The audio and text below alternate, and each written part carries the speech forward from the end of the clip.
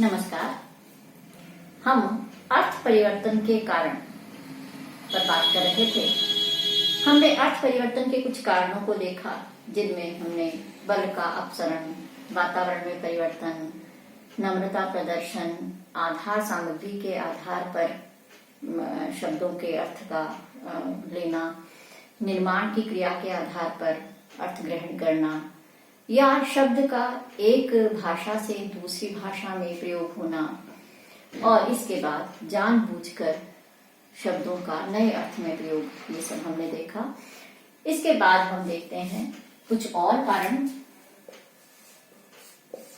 अर्थ परिवर्तन के कारणों में। हम नंबर 8 पर बात करते हैं अशोभन के लिए शोभन का प्रयोग। अशोभन के लिए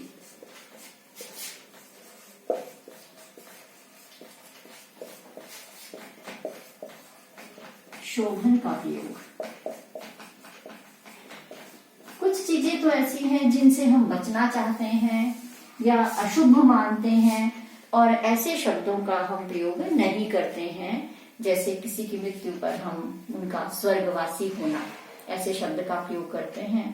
इसी तरह से दुकान बंद होना या बंद करना बात नहीं कहते, हम कहते हैं बढ़ा देना। तो इस तरह से हम अशुभ शब्दों का प्रयोग जो है वो नहीं करना चाहते हैं। इस कारण से अमंगल शब्दों का प्रयोग नहीं करते हैं। इस रूप में भी हम इस शब्द का प्रयोग जो है वो अलग अर्थ में ग्रहण करते हैं। एक कारण ये भी है कि कुछ अंधविश्वास है, जिनके कारण से भी हम शब्दों का प्रयोग दूसरे अर्थ में ग्रहण करते हैं। जैसे हम जानते हैं कि चेचक के लिए हम माता निकल आई, इस तरह का प्रयोग करते हैं, क्योंकि ऐसा अंधविश्वास है कि चेचक जो है वो बहुत ही भयंकर बीमारी है, तो हम उसका नाम नहीं लेते हैं। तो इन कारणों से भी शब्द के अर्थ में परिवर्तन हो जाता है। दूसरा अगला हम बात करते हैं नंबर 9 पे अधिक शब्दों के स्थान पर, अधिक शब्दों के स्थान पर एक शब्द का प्रयोग। अधिक शब्दों के स्थान पर एक शब्द का प्रयोग। हम आलस्य के कारण बहुत सारे शब्द जो हैं वो नहीं बोलते, और कोशिश ही करते हैं, हमारी यही कोशिश होती है कि हम बहुत कम शब्दों का प्रयोग करें। तो ऐसे में भी क्या होता है कि जब हम अनेक शब्दों के स्थान पर सिर्फ उसमें से कुछ एक शब्द का प्रयोग करते हैं, तो धीरे धीरे वही शब्द जो है उस वस्तु के लिए प्रयुक्त होने लगता है, और इस तरह से अर्थ परिवर्तन हो जाता है। जैसे कि हम बात करते हैं मोटर कार। शब्द क्या है? Motor car. तो हम आज मोटर कार ना कह करके सिर्फ कार कहते हैं, तो इस तरह से कार शब्द का ही प्रयोग होने लगा है। इसी तरह से साइकिल रिक्शा, साइकिल रिक्शा, लेकिन आज हम साइकिल रिक्शा नहीं कहते, सिर्फ हम रिक्शा शब्द कह करके काम चला लेते हैं। तो अधिक शब्दों के स्थान पर एक शब्द का प्रयोग होने से भी शब्द के अर्थ में परिवर्तन होता चला जाता है, और धीरे धीरे शब्द जो है वो दूसरे अर्थ में प्रयुक्त होता है। इसी तरह से देख लेते हैं एक शब्द और, नेक टाई। नेक टाई जो है पूरा शब्द है, लेकिन आज हम नेक टाई शब्द का प्रयोग न करके सिर्फ हम टाई शब्द का प्रयोग करते हैं, जबकि टाई का मतलब तो सिर्फ बांधने से है, लेकिन हम नेक टाई के अर्थ में ही टाई शब्द का प्रयोग करते हैं। तो अनेक शब्दों के स्थान पर एक शब्द के प्रयोग करने से भी शब्द के अर्थ में परिवर्तन हो जाता है। हम अगली बात करते हैं अज्ञान। कई बार शब्द के अर्थ में परिवर्तन इस कारण से भी होता है कि हमें शब्द के अर्थ का ज्ञान ही नहीं होता है, और हम अज्ञान के कारण शब्द का अलग अर्थ ले लेते हैं। एक हम पहले भी बात कर चुके हैं, जैसे असुर शब्द था। असुर शब्द का प्रयोग जो है वो पहले देवता के अर्थ में हुआ करता था ना। हमने पहले बात की थी देवता के लिए असुर शब्द का प्रयोग, असुधन र।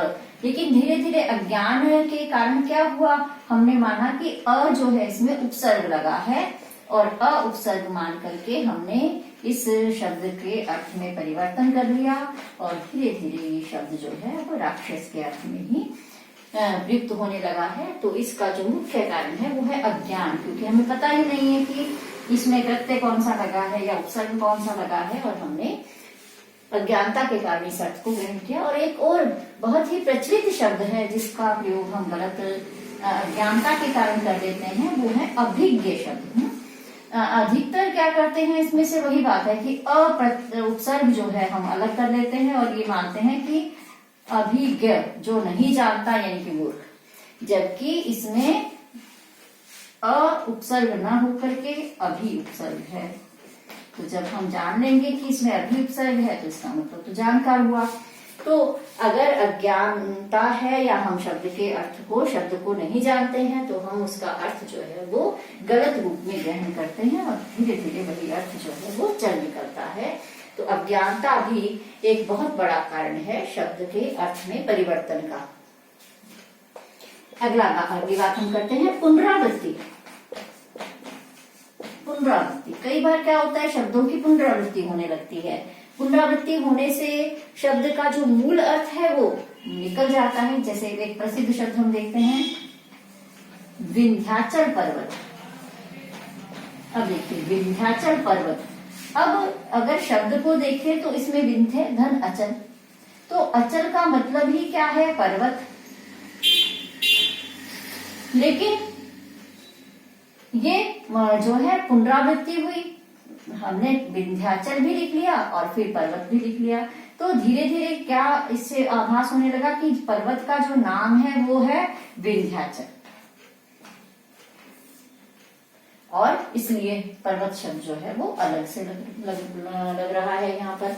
तो पुनरावृत्ति के कारण भी क्या होता है शब्द के अर्थ में परिवर्तन हो जाता है। एक शब्द दोबारा आने से भी, पुनरावृत्ति होने से भी शब्द का अर्थ परिवर्तित हो जाता है।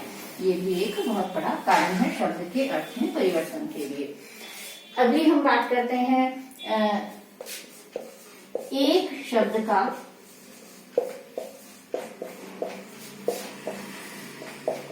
दो रूपों में प्रचलन।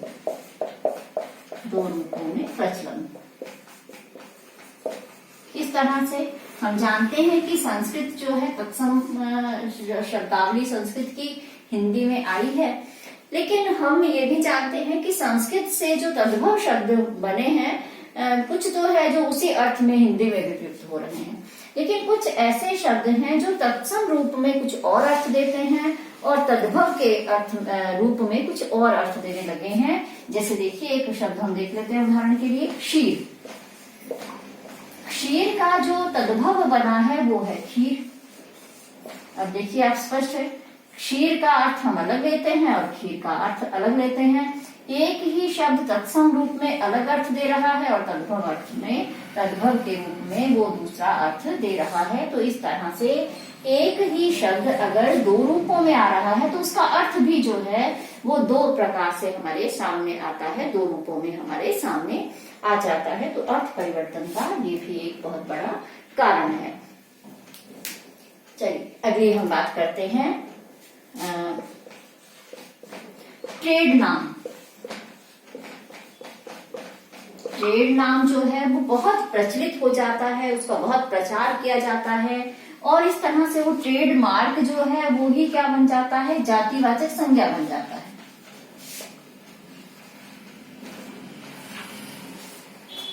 ट्रेड नाम जो है, जैसे देखिए प्रसिद्ध उदाहरण देखिए, हम हमारे यहाँ अभी भी यही है कि टूथपेस्ट को हम कोलगेट के नाम से जानते हैं। टूथपेस्ट कोई भी हो और हम सीधा क्या कहते हैं जी कोलगेट, ये कौन सा चाहिए, कोलगेट दे दीजिए। तो कोलगेट क्या है, वो अपने आप में ट्रेड नाम है, लेकिन वो सब तरह की टूथपेस्ट जो है उसके लिए प्रयुक्त होता है। आज तो फिर भी अब कम हो गया, जैसे टाटा, या हम देखें बाटा। बाटा शब्द तो बहुत ही प्रचलित रहा है चप्पल के लिए, तो चप्पल के लिए हम जिस शब्द का प्रयोग कर रहे हैं तो वो बाटा की चप्पल। तो नायलॉन की चप्पल ना कह करके हमने क्या कह दिया, उसको बांटा, क्योंकि एक ट्रेड नाम था चप्पल के लिए और उसी अर्थ में ये शब्द जो है वो प्रयुक्त होने लगा। और आज भी वनस्पति जो घी है उसके लिए बहुत लंबे समय से डालडा शब्द का प्रयोग होता रहा है, क्योंकि पहले वनस्पति जो घी है वो डालडा ट्रेडमार्क से या कंपनी द्वारा बनाया गया, तो वही आज शब्द जो है प्रयुक्त हो रहा है और हम उसी को जातिवाचक संज्ञा के रूप में जो है वनस्पति घी कोई भी है लेकिन उसके लिए शब्द प्रयुक्त होता है डालडा घी। तो ये शब्द जो है वो किस कारण से है, ट्रेड नाम जो है बहुत प्रचलित हो जाता है और वही नाम जो है वो जातिवाचक संज्ञा के रूप में प्रयुक्त होने लगता है। तो ये कुछ कारण थे जिन कारणों से शब्दों के अर्थ में परिवर्तन होता रहता है और शब्द जो है वो नए अर्थों में हमारे सामने आते रहते हैं। कुछ और कारण हम देखेंगे अगली क्लास में। नमस्कार।